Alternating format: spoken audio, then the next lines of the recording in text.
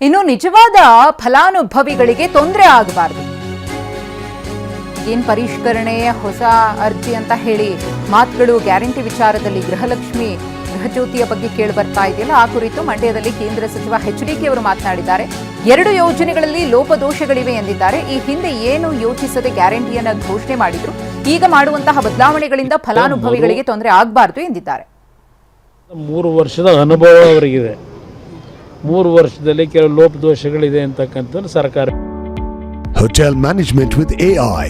Join IIHM, International Institute of Hotel Management. ಹೇಳ್ತಾ ಇದೆ.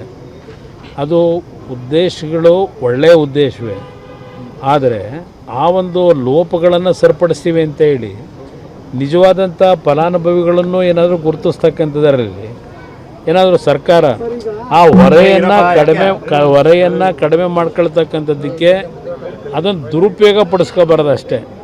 ಅವ್ರು ಕೊಡ್ತಾ ಇದ್ದಾರೆ, ಕೊಡಲಿ, ಅದೇ ನಾನು ಕೊಡ್ತಕ್ಕಂಥದ್ದಕ್ಕೆ ವಿರೋಧ ಇಲ್ಲ. ಆದರೆ ಆ ಕೊಡ್ತಕ್ಕಂಥ ಕಾರ್ಯಕ್ರಮ ರೂಪರೇಷೆಗಳನ್ನು ಅವತ್ತೇನು ಮಾಡಿದ್ರು, ಅದರಲ್ಲಿರ್ತಕ್ಕಂಥ ಒಂದು ಲ್ಯಾಪ್ಸಸ್ಸನ್ನು ಈಗ ಸರಿಪಡಿಸ್ಕೊಂಡು ಇವತ್ತು ಹಣ ದುರ್ಬಳಕೆ ಆಗಬಾರ್ದು ಅಂತಕ್ಕಂಥ ಉದ್ದೇಶದಿಂದ ಮಾಡ್ತಾ ಇದ್ದೀವಿ ಅಂತ ಹೇಳ್ತಾ ಇದ್ದಾರೆ. ಈಗ ಅದರ ಅನುಭವ ಆಗಿದೆ. ಅವತ್ತು ಕೊಡಬೇಕಾದ್ರೆ ಒಂದು ಜನತೆ ಮುಂದೆ ಏನು ಮಾತು ಕೊಟ್ಬಿಟ್ಟಿದ್ರು, ಮುಂದಿನ ಅದರಾಗ್ತಕ್ಕಂಥ ಅನಾಹುತಗಳನ್ನು ಯೋಚನೆ ಮಾಡಿದೆ. ಯಾರೋ ಹೇಳಿದ್ರು ಅಂತೇಳಿ ಏಕಾಏಕಿ ಎಲ್ಲ ಘೋಷಣೆ ಮಾಡಿದ್ರು, ತೀರ್ಮಾನ ತೆಗೆದುಕೊಂಡ್ರು. ಆಗ ಅದ್ರ ಬಗ್ಗೆ ಚಿಂತನೆ ಮಾಡಲಿಲ್ಲ. ಈಗ ವಿದ್ಯುತ್ ಶಕ್ತಿ ವಿಷಯದಲ್ಲಿ ಗೃಹಲಕ್ಷ್ಮಿ ಯೋಜನೆ ಹೆಸರಿನಲ್ಲಿ ಈಗ ಅವರಿಗೆ ಅದರ ಹೊಡೆತಗಳೇನಾಗಿದೆ, ಆ ಒಂದು ಸಮಯದಲ್ಲಿ ಕೆಲವು ನ್ಯೂನತೆಗಳಿದೆ ಅಂತಕ್ಕಂಥ ನಮಗೆ ಗಮನಕ್ಕೆ ಬಂದಿದೆ. ಅದಕ್ಕೆ ಈ ಕಾರ್ಯಕ್ರಮಕ್ಕೆ ಈಗ ಹೊಸದಾಗಿ ಗೃಹಲಕ್ಷ್ಮಿ ಮತ್ತು ಗೃಹಜ್ಯೋತಿಗೆ ಹೊಸ ಅರ್ಜಿ ಕಡ್ಡಾಯ. ಪಂಚ ಗ್ಯಾರಂಟಿಗಳ ಪೈಕಿ ಗೃಹಲಕ್ಷ್ಮಿ ಮತ್ತು ಗೃಹಜ್ಯೋತಿ ಪರಿಷ್ಕರಣೆ ಆಗ್ತಿದೆ. ಹಾಗಾಗಿ ಫಲಾನುಭವಿಗಳು ಹೊಸ ಅರ್ಜಿಯನ್ನ ಸಲ್ಲಿಕೆ ಮಾಡೋದು ಕಡ್ಡಾಯ. ಅರ್ಹರಿಗೆ ತೊಂದರೆಯಾಗದಂತೆ ನೋಡ್ಕೊಳ್ಬೇಕಿದೆ. ಹೊಸದಾಗಿ ಅರ್ಜಿಯನ್ನ ಹಾಕಬೇಕು ಅನ್ನೋದು ಸರಿಯಲ್ಲ. TV9ಗೆ ರಾಜ್ಯದ ಗೃಹಲಕ್ಷ್ಮಿಯರು ಕೂಡ ತಮ್ಮ ಅಭಿಪ್ರಾಯವನ್ನ ಹೇಳಿದ್ದಾರೆ. ಅರ್ಜಿ ಹಾಕಲು ಪರದಾಡುವ ಸ್ಥಿತಿ ನಿರ್ಮಾಣವಾಗ್ತಿದೆ ಅಂತ ಹೇಳಿ ತಮಗಾಗುವಂತಹ ಸಮಸ್ಯೆಯನ್ನ ಹೇಳ್ಕೊಂಡಿದ್ದಾರೆ. ವರ್ಷ ಎಲ್ಲ ಬರೀ ಅಪ್ಲಿಕೇಶನ್ ಹಾಕಿ ಅದನ್ನು ಕೊಡಿ ಇದನ್ನು ಕೊಡಿ, ಏನು ಕೊಡೋದು ಇವರಿಗೆ? ಆಲ್ರೆಡಿ 3 ವರ್ಷ ಮುಗ್ದೋಯ್ತು. 3 ವರ್ಷ, ಇನ್ನು 2 ವರ್ಷ ತೊಂದರೆ ಆಗುತ್ತೆ. ಅದೇನನ್ನು ಅಂದ್ಕೊಂಡು ಈಗ ಅವ್ರಿಗೆ ಬೇರೆ ದುಡ್ಡು ಕೊಟ್ಟು ಅಪ್ಲಿಕೇಶನ್ನಿಗೆ ಅವೆಲ್ಲ ಮಾಡಬೇಕು. ಹಂಗೆ ಯಾರೂ ಮಾಡಿಕೊಡಲ್ಲ. ಎಲ್ಲರೂ ತಾನೇ ಹಾಕಿರ್ತಾರೆ ಓಟು, ಎಲ್ರಿಗೂ ಕೊಡಬೇಕು. ಕೊಡ್ತೀನಿ ಅಂತ ಹೇಳಿದ್ಮೇಲೆ ಎಲ್ರಿಗೂ ಕೊಡಬೇಕು. ಫಸ್ಟೆಲ್ಲ ಆದಮೇಲೆ ಮತ್ತೆ ಇನ್ನೊಂದು ಸರಿ ಬೇಕಿತ್ತ ಅನಿಸುತ್ತೆ. ಬೇಡ ಇದೆಲ್ಲ ಫಸ್ಟೆಲ್ಲ ಕೊಟ್ಟು ಎಲ್ಲ ಆದಮೇಲೆ ಇನ್ನೇನೊಂದು 2 ವರ್ಷ ಇದೆ ಸರ್, ಮಾಡಿಕೊಡ್ಲಿ ಬಿಡಿ. ಇವ್ರು ಕರೆಕ್ಟಾಗಿ ಏನಿದೆ ಅದೇ ಮಾಡಿಕೊಡ್ಲಿ ಬಿಡಿ. ಈಗ ಬೇಡ, ಸುಮ್ಮನೆ ಎಲ್ಲ ಹಿಂಸೆ ಆಗ್ತಿರ್ತೀವಿ ಎಲ್ಲರಿಗೂ. ಮತ್ತೆ ಅದು ತಗೊಂಬನಿ ಅಂತ ಏನೋ ಅವ್ರು ಉಳಿಸ್ಕೊಳಕ್ಕೆ ಹೋಗಿ ಇನ್ನೊಂದೇನೋ ಮಾಡ್ತಾಯಿದ್ದಾರೆ.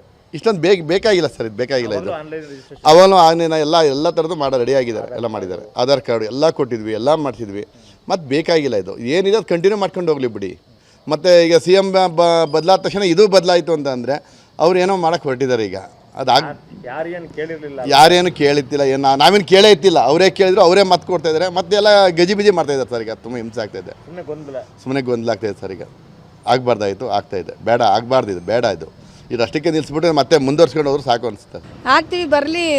ಗ್ಯಾಸಿಂದು ಆಗಿದೆಯಲ್ಲ 1,000 ಚಿಲ್ಲರೆ ಆಗಿದೆ. ನಾವು ಏನು ಮಾಡೋದು ಬಡವರು?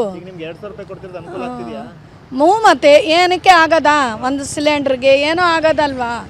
ಅದನ್ನು ನಿಲ್ಲಿಸಿದ್ರೆ ನಾವು ಏನು ತಿನ್ನೋದು, ಏನು ಮಾಡೋದು? ಹಾಸ್ಪಿಟ್ಲಿಗೆ ಎಲ್ಲ ಇದು ಮಾಡಿ ಇವ್ರಿಗೆ ಬೇಕಂತೆ ಇವರು ಯಾವಾಗ ಬೇಕಾವಾಗ ಕಾನೂನು ಮಾಡ್ಕೊಂಬಾರ್ದು ಸರ್.